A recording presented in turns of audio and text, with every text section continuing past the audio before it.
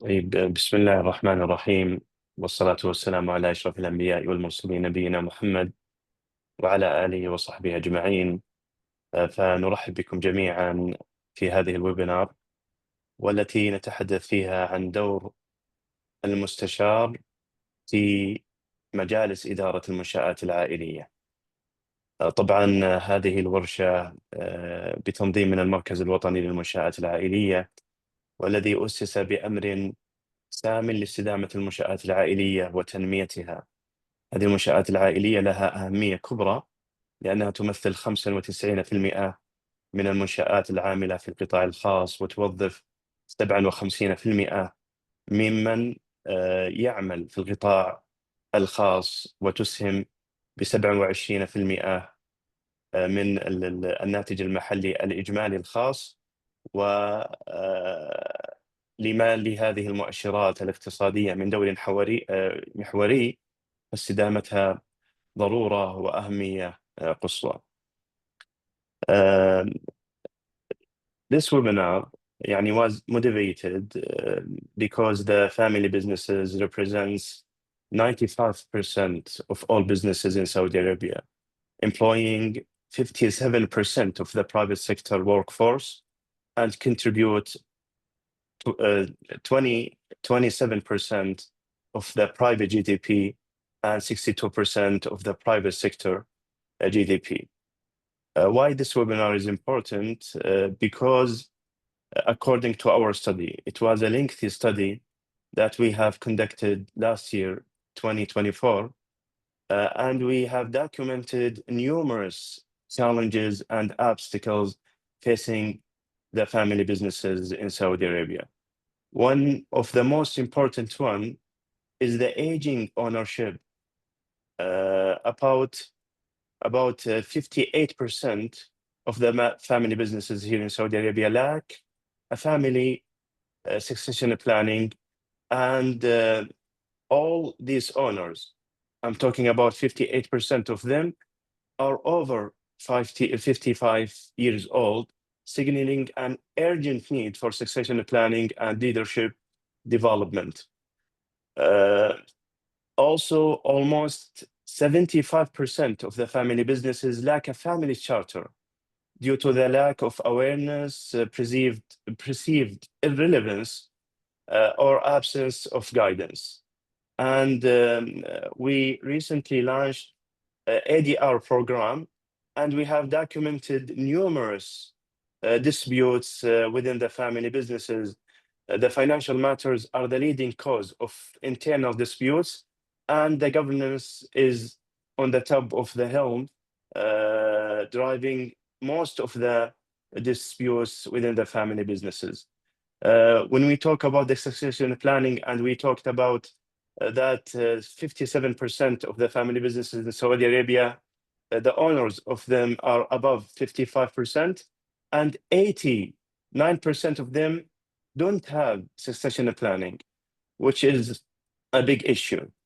Another obstacle that facing the family businesses in Saudi Arabia are the lack of access to capital or talent. They are struggling with funding, often reluctant to seek external equity to avoid dilution, and they also face difficulty attracting non-family talent due to limited growth prospects for outsiders.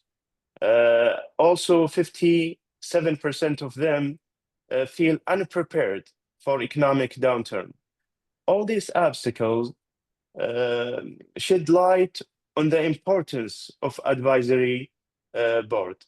And as you know, the consultants mitigate some of these obstacles and might help family businesses navigate these issues. I just leave the room for Dr. Alayan Al-Harbi to present our panelists and introduce them. And inshallah, we have a qualified panelist talking about the role of advisory board within family businesses. تفضل دكتور شكرا علي. دكتور سهيل. بسم الله الرحمن الرحيم، الحمد لله والصلاة والسلام على أشرف الأنبياء والمرسلين Hello, everyone. This is Dr. Alian Al-Harbi, Senior Partner at Transformative Consultant Solution. And before I start, I really would like to thank the National Center for Family Business for bringing this session to you and for enriching the content of family business in the region, not only in Saudi Arabia. This webinar is a result of collaboration between Transformative Solution and the Advisory Board Center. Without further ado, let me introduce the speaker today. Lewis Brockman is a director of the Advisory Board Center, the global professional body for the Advisory Board sector. She's the chair of the Global Research Council and the head of the faculty and an in-demand speaker as the leading voice of Advisory Board globally. Lewis today will introduce the practice and also cover insight from the market report, the recent report they just published. Also, we have today Anthony Bukadar. Anthony is the CEO and board member of Bukadar Automotive, providing mobility solution in the GCC and Lebanon. And Anthony is our chairman of the advisories here in the region. Plus, Anthony is the third generation of a family business that started in 1927. That's almost 100 years, mashallah. In the automotive distribution, real estate, and agriculture, he's the chair of the advisory board in center community in the Middle East. And also he is using advisory board in his own family business. And today he will share his experience in the benefit of using advisory board. And so I will leave the floor now for you, Lewis. Go ahead, Lewis. Good luck. Thank you, Dr. Alian, and thank you very much for this opportunity to be working with the National Centre for Family Business, as well as our partners of Transformative, in bringing the conversation of global advisory board practice to the region. So I'm going to cover off on the latest research and some of the foundations to what advisory boards are and what they're not. And then I'll be asking Anthony to join me to share his very important case study for his advisory board, for his family business in the region. The Advisory Board Centre, who we are as an organisation, we're the global professional body for the advisory board sector to raise the standard and ethics in the way that advisory boards are operating to ensure that it drives value for professionals as well as for organisations. As a professional body, we operate in over 33 countries, and as Dr. Alian mentioned, my key role is to lead the global research as well as the global education around best practice and ethics in advisory boards. The research that we'll cover off today is based on the report that was released only 3 weeks ago in the market, and there are many different data points that we use to produce the research that I'll be sharing with you today. This research has been conducted since 2002, and then our first global research report was produced in 2019. Part of this research was a 12-month study on advisory board practice in families in business. Now, when we talk about families in business, we're talking about both family office as well as family businesses. So it's an extensive research piece that was done in conjunction with our researchers from the University of Queensland, which is ranked 40th in the world. Now, advisory boards have been seen as the hot new governance trend by both organisations, Korn Ferry and Financial Times, when they referenced the State of the Market report as being the hot new governance trend. That was 2 years ago. Our latest research is really identifying the absolute evolution of advisory boards and how useful they are for organisations of all sizes, but in particular, the spotlight is on advisory boards adding incredible value to families in business. Now, in families in business itself, there's signs of a lot of evolution happening in the advisory board sector. Now, I just want to provide that with a bit of perspective. Where do advisory boards actually operate in the whole system of how all of us consume advice? Now, advice is provided both informally through to the most formal level of advice. Informally, we have families and friends, peers in business, where we socialise and really become very tactical in the way that we receive advice. Business network groups, like the NCFB, is a terrific network to enable business owners to be able to collaborate and to learn from each other. But it's still relatively informal. Then you have the one-to-one engagement, where it's a business coach, mentor, a consultant, an accountant, an individual expert advisor.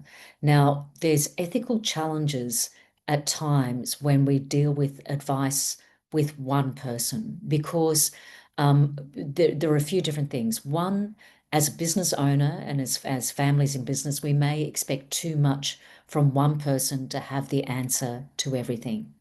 There's also the ethical challenge for individual advisors, where they've been asked to provide advice in an area that's not their area of expertise.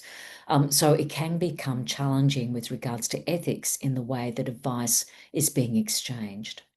An advisory board is where there's an independent chair, there are internal representatives, there are external advisors, and they meet on an ongoing basis to be able to talk through critical issues and inform the decision-making cycle. The governance board is the most serious undertaking in the world of advice. Now, generally, the market are a bit confused about the difference between a governance board and an advisory board. So I'm just going to share with you our most simple definition. A governance board is legally mandated, where a governance board make decisions and it's legally binding, where a director of an organisation can go to jail for the decisions that are made or not made at the governance board table. It's binding on the individual directors of the company, but it's also then binding on the organisation to implement based on the decisions that are made at the governance board table. Now, an advisory board is a problem-solving model. They do not make decisions. That's what a governance board does. So an advisory board problem solves. They road test ideas. They put critical thinking. They go deep into exploring issues and opportunities, but they do not make decisions.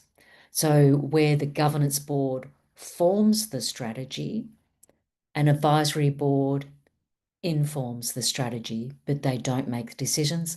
The decisions stay within the organisation. So if you're wanting to maintain control of your business and of the decisions, advisory boards work really well, because you get the advice, you get self-accountability, you get independent thinking, but you do not lose control of the business that you and your family have worked so hard to build. Now, having said that, families in business is one of the largest areas of advisory boards in the business sector today. Now, I'm going to ask my good friend Anthony to come and join me now to talk about his particular case study with his family. So, Anthony, would you like to join me? Sure. Hi, Louise. Hi, Anthony. Would you like to share a bit about your story?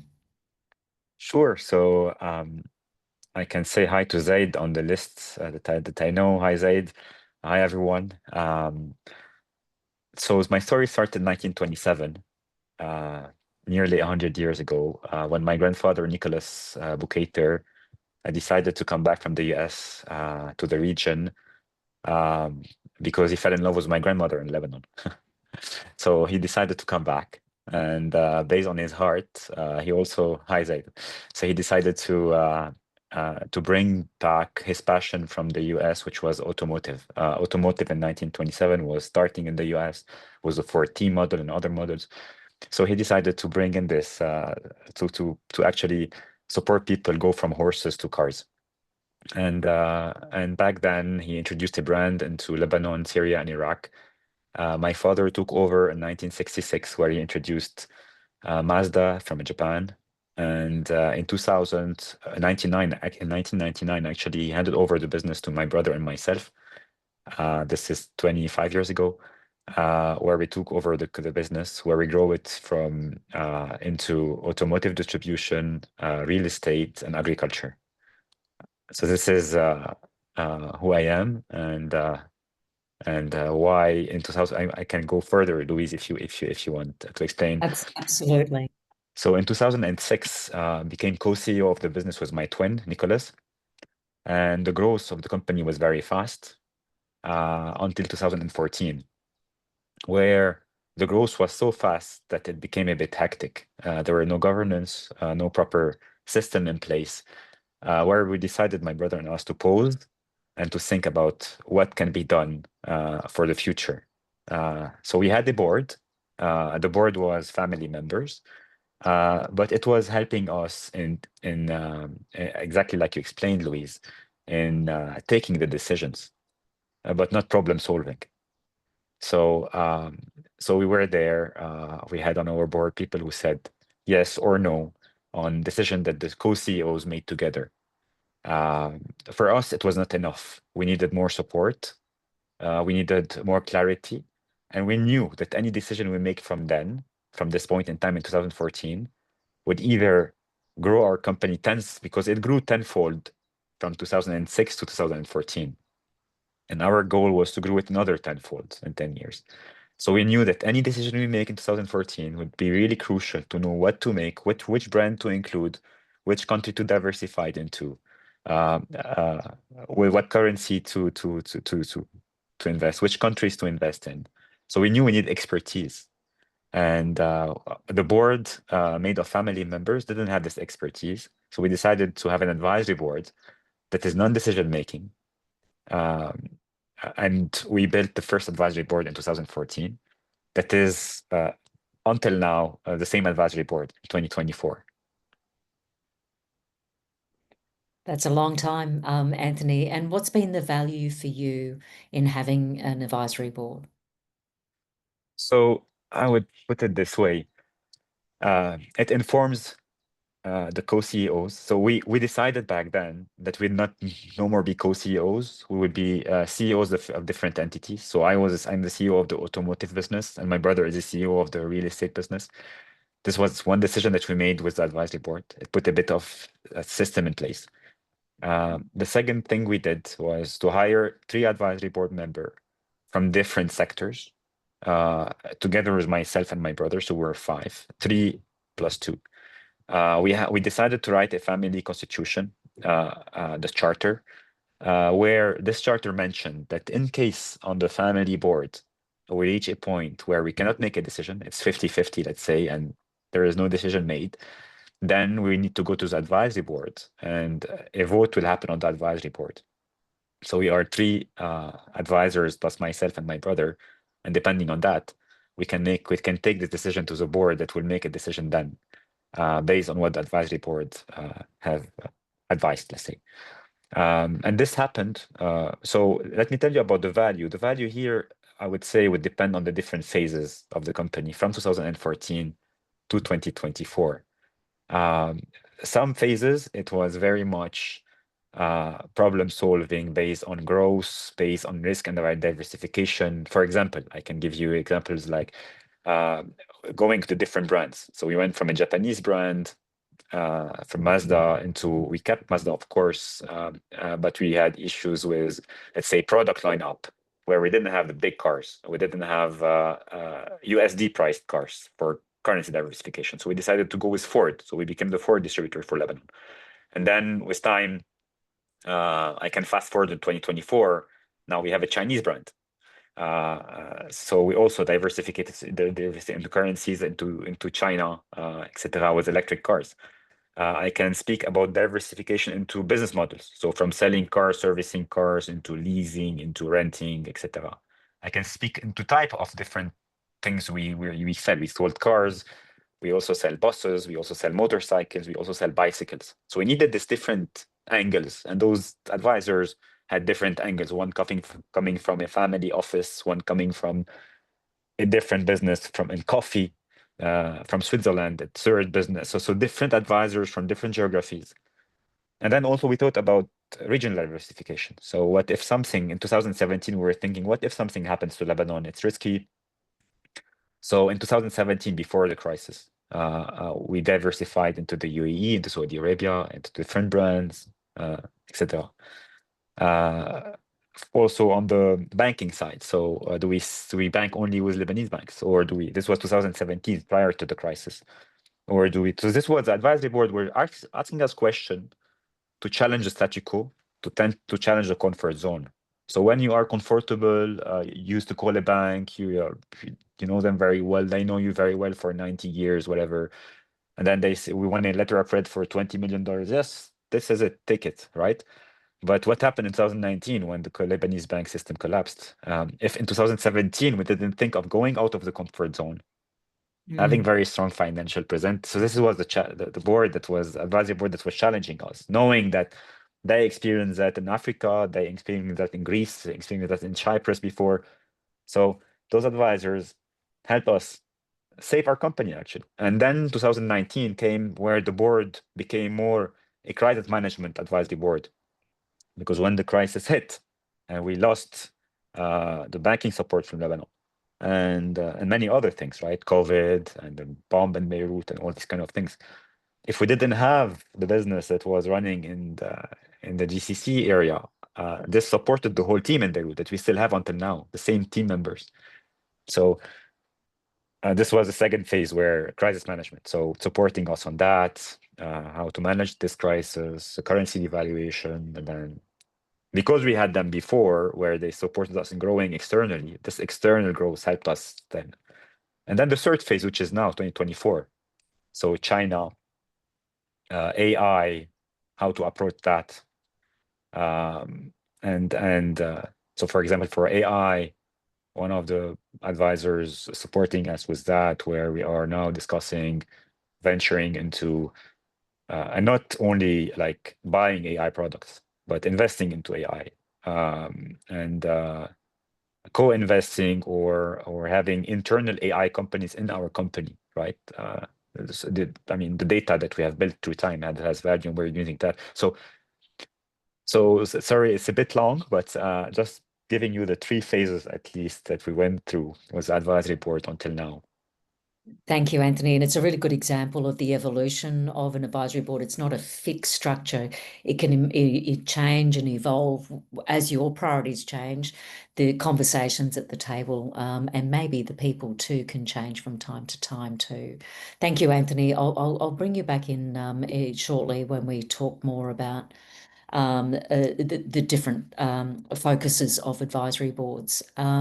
It's such an important case study. And when we look at the global dilemma around governance boards around the world are getting smaller, but the increased expectation and constraint for directors is getting higher, and our agendas at a governance board table for decision makers is also getting bigger. And so meetings are getting longer, people are becoming much more pressurized around the decisions that they make. Now, advisory boards become a really important factor here, where it can support governance boards with that constraint that they have. It's not the only answer, but it's certainly a very practical approach to support directors in the role that they have. But when you are working with a governance board and the family, and then you also look at how is that supported, the way advisory boards actually support the governance board and the family, it needs to be done well. And that's what we call about an integrated governance system. So if you're going to create a structure around advisory boards to get that input and that advice, map it out really well, so that you don't create chaos between the governance board, your executive team, your family, as well as other consultants and advisors that you may be using as well. Now, if we look at the most common structure of an advisory board worldwide, is that generally there's an independent chair, and they'll generally recruit the chair first. And that chair is the trusted advisor. Now, generally, they'll have internal representatives as well as external advisory board members. Now, meetings could be, if you've got an advisory board on an ongoing basis, you might meet 4 or 6 times a year. If you're working in a project environment, you might meet together for 6 months every month, and then when the job is done, it can be closed down. But what's happening worldwide is the role of the chair is then helping the organisation and the business with their full advisory board strategy. So you might have an advisory board for succession planning. You might have an advisory board as a family forum. You might have an advisory board around entering a new market. That independent chair helps with building out that whole strategy around all your different types of advisory structures, as the advisors may come and go based on their different areas of expertise.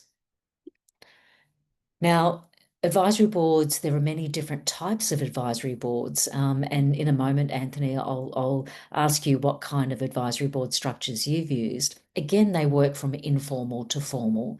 Informal advisory boards might be where you might create an on-demand panel and you access them as you need them. You might have an advisory board of one where you only have the chair and they're supporting you as an organisation, and that you just have that one external advisor. You might have pop-up advisory boards where you have a chair working with you and you have advisors that pop in and then they pop out, but they're not part of a fixed structure. It's very agile. Many businesses like a pop-up advisory board. Project advisory boards is when you want an advisory board around just one particular topic and you recruit advisors around their areas of specialisation. AI, digital, navigating geopolitical risk, entering new markets, commercialisation. These project advisory boards, sustainability is another one. These are the most common advisory boards in the market today. And then lastly, a strategic advisory board is a model that we just looked at. Now, they can also be called a lot of different things. We care and we don't mind what you call them, as long as they are being impactful. So they can be called councils, panels, committees, working groups, think tanks, or advisory boards. Anthony, what's been your structure or structures that you've used? So a bit of all of them, depending on the situation. Let me answer this way. So I like to have an advisory board and not advisor. And just to put this in perspective, because one advisor can be useful for a very specific amount of time if he's a very good expert in one single thing, where I reach out to him, I ask him to do a specific thing, and then he comes back with this specific thing done, and that's done. But then when we say advisory board, so a group of advisors, it becomes a bit different. So we have an advisory board of 3 people plus my brother and myself. And then this is fixed. As you said, we have 1 chair, me and my brother, and 2 other advisory boards, so 5. And if the answer we need is inside this 5 people, then it's enough. But then when we had one time in our business, the need where the board couldn't make a decision, it was on one of the brands that you wanted to introduce. And I was for one thing in the family, or my brother was for another thing, and then we couldn't decide. Both were right, both were wrong, right? It was a time where Lebanon was going through a lot of trouble, but the opportunity to get this brand was very important. So the decision was hard to make. The board we had was not specifically in automotive. The 3 independent members are not specifically automotive experts. Me and my brother are, but then we were in conflict. We didn't have the same opinion. So they couldn't really help, right? And when we voted, it was like 2.5. One of them was not really sure. So we said, let's bring in a pop-up advisory board. So let's bring in an additional member or 2 members in the board where they can come for a certain amount of time. They are expert of what they do. One of them was, in this specific case, was an expert in collapse of countries, because this was the issue, right? potentially, and this other one was an expert in the brand itself that we wanted to introduce. And then based on the outcome of the discussion, we the 5 people voted again and sent a message to the board that yes, we're on, we do it, because this person switched. So pop-up advisory board were used in this case. Project advisory board, I used it, but not in my own company. So I was approached by an automotive company. I think we had this discussion, Louise, on one of the panels together, where they wanted to introduce a European brand into Iraq, an automotive brand. So they called me for a project advisory board for a very specific amount of time to join an advisory board to help them decide on the assumption that were made by the consultants, side of market share, the cost of whatever structure they were doing, etc. And it ended up saving them millions of dollars just investing in a project advisory board. So yeah, so depending on the need, you can call for different types of advisory boards. No, that's great. And again, it demonstrates the agility that you have. But, you know, the value of having multiple voices around the table, it de-risks the conversation, because if you have it just with one, you're at the risk of one person's opinion. So when you have a conversation with many people, it's more robust. And because they're independent as well, there's an escalated trust in that conversation because there are no conflicts of interest in those conversations themselves. Thanks, Anthony. Really good example. We have a question, Louise, on the panel here. What is the annual average cost termination of the advisory board? Walid Ahmed Bamarouf. Thank you. I'm not looking at that, so thanks for keeping an eye out for that. Yeah. The costs or the investment, it varies. So each advisor will have their own rates. We do know, we're doing research at the moment on the most common rates in the market today. In the business sector, advisors may be charging mainly half-day rates of between $2,000 to $3,500 for half a day. Most meetings are half a day. Most chairs work on a retainer of between $3,000 and $5,000 per month. And for the corporate sector, it will be potentially double that. But for the business sector, generally between 1.5 to 100 million, those kinds of rates. So I know that most organisations for their first year, they'll really budget for about $70,000 to $100,000 for a full advisory board. I hope that helps. So Louise, I can share. The cost for us is around $100,000 per year. So $60,000 for the chair, that is on a retainer basis on a monthly basis. So $5,000 a year, and then we do 4 meetings. So 4 times $3,000 times this adds up to 30,000. So around $100,000 a year. Yeah. For a board. That's absolutely in the ballpark of where the international rates are today. Yeah. So you're not underpaying your people. If we look at families in businesses are really taking the lead with regards to really being clear around the purpose of their advisory boards. And if we're looking at their areas of specialisation and purpose, you have advisory boards that are designed specifically for a purpose like stewardship. And a lot of family businesses use this around accountability, building capability and succession planning, which, from the conversations earlier, this is a really important need for the region, as well as building a legacy. Then you have advisory boards that are around commercial advisory boards and then managing change. Specialist advisory boards, in particular today, AI, digital transformation, cyber, and sustainability are big areas for advisory boards.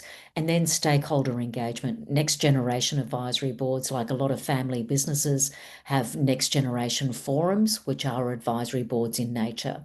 I interviewed a family 2 weeks ago, and they have a family forum for their next generation from 15 years old through to 30 years old who join this advisory board in building the next generation. Customer advisory boards are also very common, and especially in the technology space or for businesses that have vulnerable customers. Now, Anthony, these could be different types of advisory boards, but they can also be an evolution of what your advisory board focuses on, which has been your experience. Yeah, so this is exactly the three different phases that we went through that I discussed previously. So the growth phase, where we had at the beginning, it was more the accountability, excellence, succession planning, how we shifted from becoming co-CEOs of the business to CEOs of every business, writing the family charter or what we call the family constitution, making sure that the advisory boards and the board and the governance board communicate and how they communicate. So this was the first phase of our advisory board. And here I had a question from Zaid on the group saying, did you mention that the advisory board have voting rights? So no, they don't have a voting rights. And in our case, so during this first phase, when we were writing this family constitution and supported by the advisory board, we describe what is interaction between them, and the interaction was, in case on the board, if the governance boards cannot decide, it's a 50-50 block, then we can ask for an advice from the advisory board, and the advisory board in this case voted, and it was 3/5 yes for this brand. We took the decision to the board. This was written in the family constitution, right? We took the decision to the board that could have said, no, we don't care about what the advisory board said, and we could have kept it blocked. But because we had this family constitution written, that said that we would, in case of blockage, we would ask the advisory board, and this is what made decision switch. And my brother in this case said no in the beginning, said, you know what, we have written this constitution for a reason. And yes, if the advisory board is recommending that based on this vote, then let's do it. So this is the first phase. And the second phase was, and the last phase, let's say, our second phase was strategy and growth, the commercial phase, right? Developing into different brands, different geographies, going into the UAE, going to Saudi Arabia, developing into different currencies, etc. Right? Then the next phase was a phase of the 2024. So we are using now specialists, right? So we're bringing project advisory reports based on AI, transformation, cyber, and those types. This is 2024. So it changes based on the need, and it's very much flexible. No, that's really terrific to look at the maturing of the business and then the shift in the priorities of the advisory board. Best practice really matters when building advisory board, especially because it has so much flexibility. Every family is different, every advisory board is different. And so the best practice framework is around getting clarity of scope around purpose, having really good frameworks around process, which is structure and discipline and measurement of impact.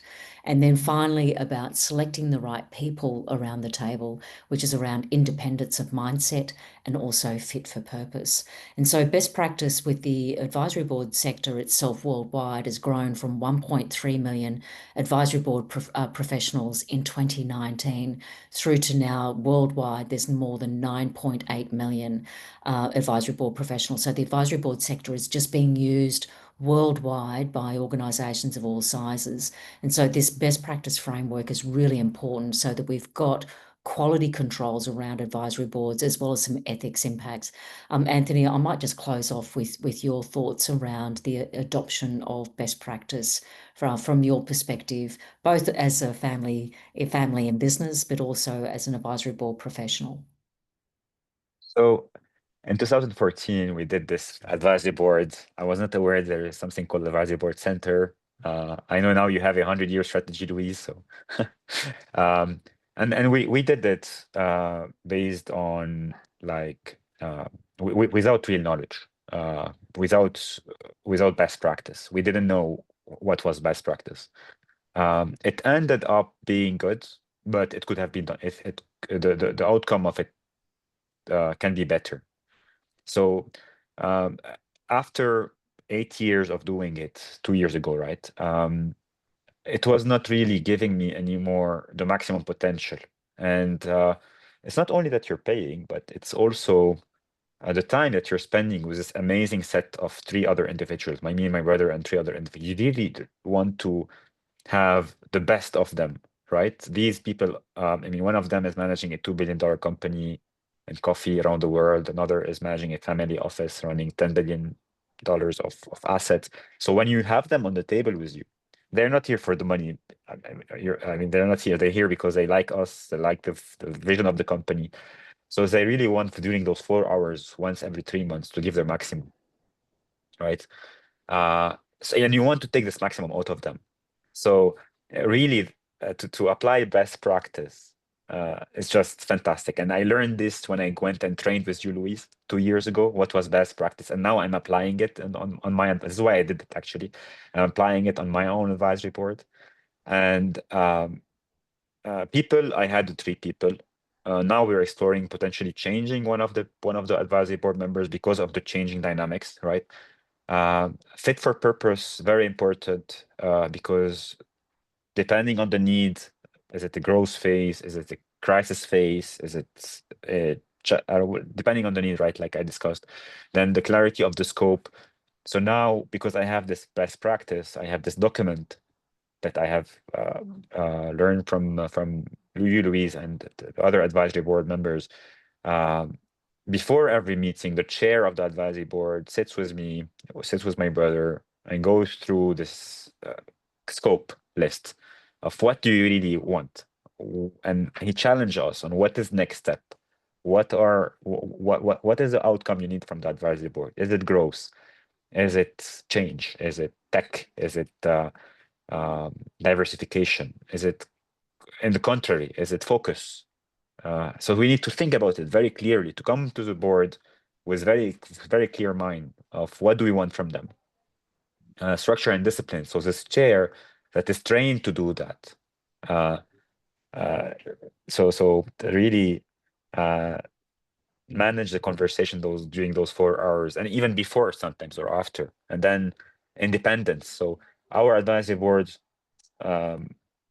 would not be affected if the company loses money or makes money, would not be affected if a decision is made wrong or bad. They are here to support us, and they have no agenda. They are with us, but they will not be affected by the decision made. The decision is, the affection is on us, not on them. It's very important because sometimes if they have, let's say, they're not independent, so they have a large share in the business, or they are the lawyers of the business, or whatever it is, right?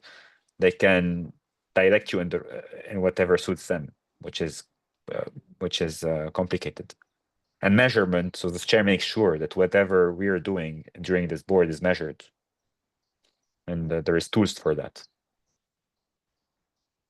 Yeah, thank you, and the application of those principles really keep the advisory board focused and focused on impact as well. And thank you, Anthony. I might just leave that there so that I'll stop sharing my screen so that we've got time for conversation. So, Dr. Eliane, over to you. Thank you so much.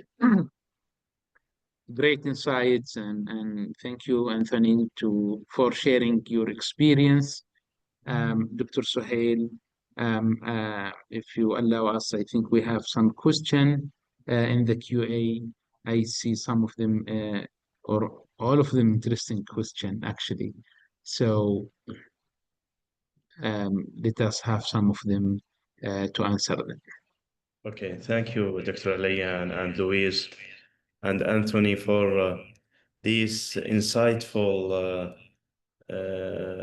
comments and helpful discussion. And as you said, Eliane, we have some questions. And in our culture, this is from anonymous attendee, in our culture, trusts stay within the family. How can advisory boards add real value since the advisory board consists of outsiders? I might just start on that, and maybe Anthony, you may have some comments as well. It is such an important question, so thank you for asking it. Trust is everything, and you need to earn that trust. You can't win it. It takes time to build trust, and certainly in families, because you've got so many different stakeholders in the family. What we've learnt from the study of the way that business owners and families access advisors is, once that trust is earned, they want to maintain that relationship with that one trusted advisor. Now, what we're seeing in the advisory board space is that one trusted advisor is very often the role of the chair, and the chair helps to protect the family interests, but then also then connect the family with advisors in a really good quality way. So the chair then becomes the constant relationship with the family. And then the advisors, they may come and go over time as the needs change. So what that does, it helps the family to become more sophisticated in the way that they engage external advisors and really look at it as a business strategy to get really good return on investment from the way that they engage all their advisors. But the absolute critical point in that is to have the trusted advisor as the chair, as the constant for the family. Then doing very good due diligence as part of that process as well. Anthony, you may have some comments as well. Yes, I mean, so a typical advisory board is 5 people, right? Maybe 1 or 2 from the family, and then 3 independent members. One of those 3 independent members is the chair, and this chair is the glue. Someone you really trust that has been trained to become a chair, understand the process of what is in a chair of an advisory board, understand the process, etc. And this one person is the glue, and there is always a family has always this one trusted advisor right around it, that they can maybe connect with him, ask him to be trained, or if he's already trained, understand the process, and then this person will bring in, depending on different, and this chair can change every 18 months, every 24 months. You can discuss with him from the start that would require a change every 24 months, so at least you have, or it cannot change. For us, for example, we have the same chair for the last 10 years because he is really our trusted chair. Yeah, and that is absolutely, with families in business, this long-term relationship with that one trusted advisor is very common. Yeah. I see. Okay, great. So as we said in our study that 98% of the family businesses here in Saudi Arabia don't have a current transition plan between the generations. And here he's asking about how can the advisory boards help smooth the transition between the generations? It's succession planning is one of the most critical issues that advisory boards address in the market today. Growth is number 1, succession planning is number 2. So it's not just dealing with business, you're dealing with the family as well. And so very often there's generally 2 approaches. One is that the advisory board is there to support the whole strategy, and then the agenda may change based on the different needs for different meetings. The other approach is having an advisory board specifically around succession planning. So I mentioned earlier that I interviewed a family business a few weeks ago where their advisory board is called the Family Forum, and they have family members from the age of 15 on that advisory board to really support the capability and capacity development of the family in the business. But every business is different. So it may be succession planning of family members, but it may be succession planning away from family members once a family decides it's no longer wanting to operate the business, but wanting to treat the business as an investment. And so this is where scoping out the advisory board, being really clear around where the business is today, what they're wanting to do with what's next, and designing the purpose statement that sits on the charter that also reflects the family charter, and then building the advisory board specifically for the way that they want to navigate their own succession plan. But what is really important is alignment. And so the role of the chair generally in the establishment phase of the advisory board is to make sure that everyone that's involved internally are aligned around the purpose and what they want their advisory board to do, what they don't want the advisory board to do. Now, if the family's not aligned and you've got an advisory board working on something, it can actually create a lot of friction. So be really careful in the scoping out of the advisory board in the first instance. And what does succession planning actually mean for that particular family? Anthony, I'll hand it to you. Yes, I can share here. So I have 4 kids. My brother has 5 kids. And there is a lot of emotions, right? When you are dealing with a family business, you have a lot of history. You had a lot of stories that happened or will happen that will impact any decision you make. And sometimes the impact is emotional, sometimes it's non-emotional, etc. So in our case, I think the way our advisory board helps us a lot is putting the emotions, understanding the emotions, but putting a process.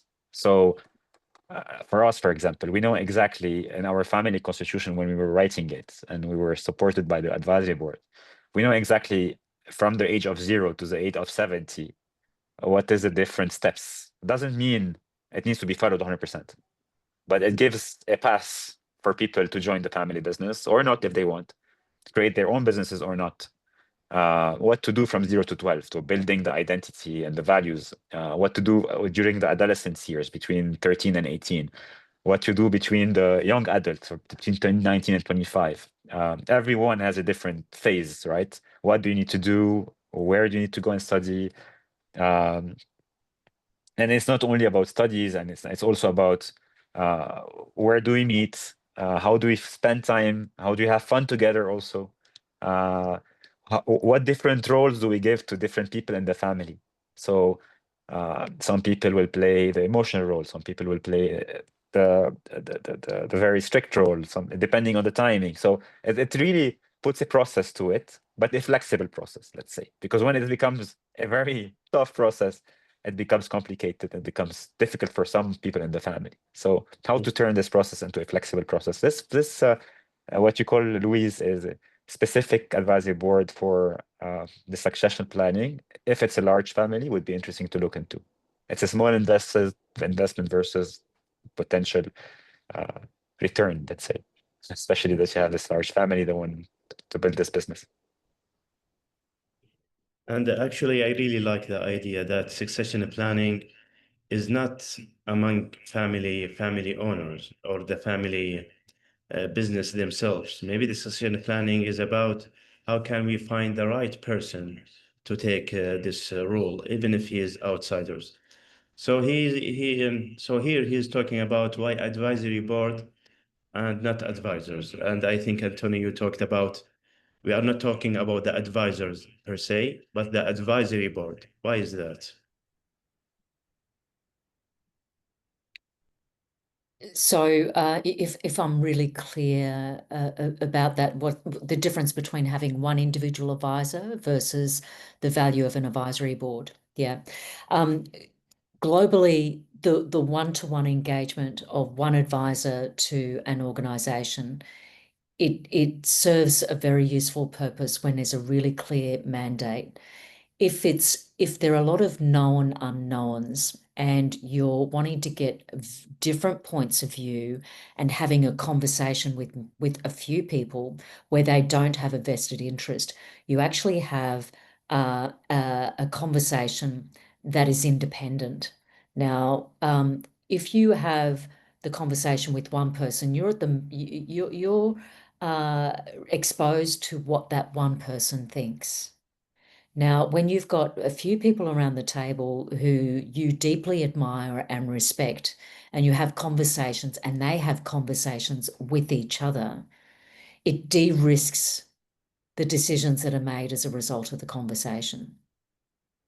So I'll give you an example of a family business that was setting up in their business operations in Spain. They're an Indian-based company, and they had no knowledge of the Spanish market at all. They didn't want to have one consultant supporting them because that one they'd be relying on what that one person's view of the market is. They didn't want to have just the CEO in the market either, because they had no way of knowing whether they were good decisions or not. So having an advisory board supporting that CEO in that market really helped that the governance board to de-risk the strategy itself and the decisions that were being made. Nice. I can add here something, Louise. The most I learned from the advisory board is not when me or my brother are speaking with one of the advisors on the advisory board, is when I listen to them speaking to each other. So the three advisors speaking to each other and challenging them, the assumptions they make. That's where I learned the most. That's where the magic happens, is when the advisors are talking with each other. Yeah. And in fact, if you bring different consultants, you are bringing different experiences to the table. So you'll end up with different experiences, and you will find maybe valuable insights within these disagreements, let's say. So he's talking about Abdullah Al-Arfaj. How can a company ensure that its advisory board align with its core values?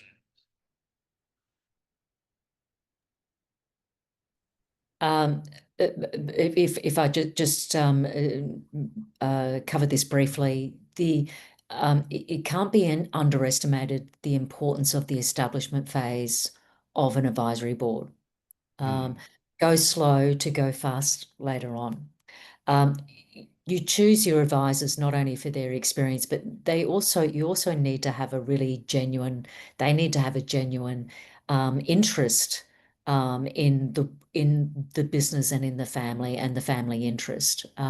So selecting not only for their expertise, but also the respect that they have for the family and the culture of the family, I think is a really important part of the selection process. So take the time.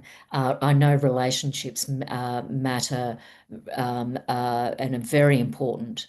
So take the time to get to know each other really well up front. So on this one, it's a very important question on the values, I think, because you don't want to have someone that is on your board which doesn't share the same values that you have. And to try to explain this is very hard, to explain the values of a family. Like, how would you do it, right? So in our case, we have a book that explains the vision of the family, the mission of the family, and the values, and behind the values, the behavior behind the value. So you can put respect as a value, right? But the respect for you doesn't mean the same as me, as my father, as my brother, so you need to put the different behaviors behind the value that you put out there. So if you select 6 values, make sure that you select 6 values and explain every value in detail. So the advisors, a board of advisors, you can select them based on that. So they need to adapt and adhere to those values.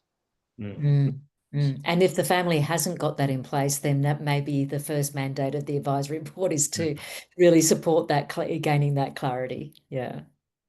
Nice. Okay, so Nasser here is asking about what are the legal and regulatory mistakes that should be avoided when forming an advisory board. The biggest risk around advisory boards is when the protocols really slip into decision making and or consulting.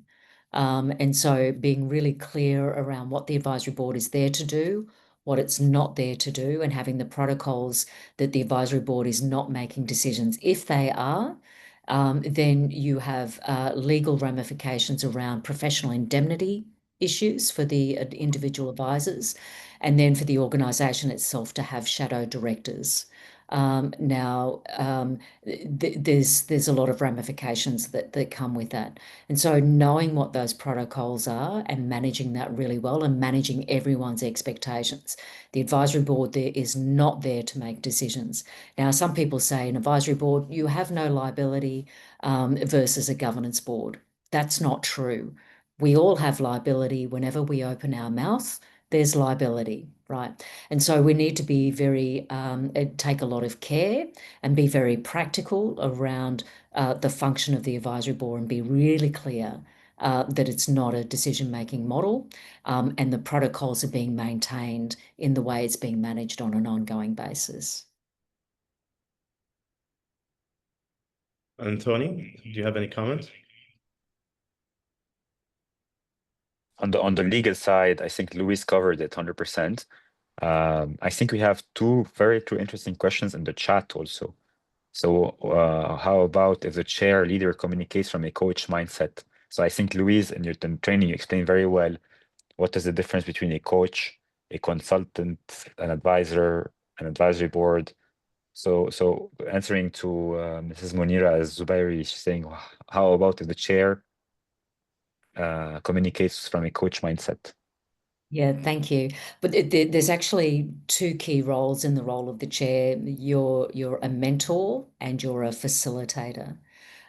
So one of the key skill sets that organisations look for from the role of the chair is a high level of commercial acumen. So if we think about the role of the chair, is to really guide and support and hold people to account. And you think about a purpose of an advisory board, you don't put together an advisory board because you want to maintain business as usual. You're actually wanting to do something different with what's next. You want to actually go to work towards something, which means that the business model is going to be put on, and the family is going to be under pressure because things will be different and being planned to be different.